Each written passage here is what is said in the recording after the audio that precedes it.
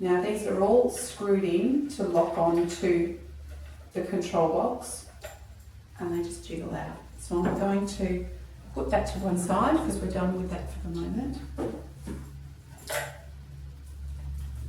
And then attach the flat press. If it's not on properly, it will actually register an error on the machine. Now you have to set the end temperature before the start temperature. So it stopped flashing, press it twice. 1, 2. Arrow up to 180 degrees. Mode button again, number of seconds. I'm going to take the number of seconds down to 60. There we go. So now we need to press the mode button one more time to see the start temperature of 175. And we just crank that up to 180 as well. Press the mode button through the motions until it stops flashing.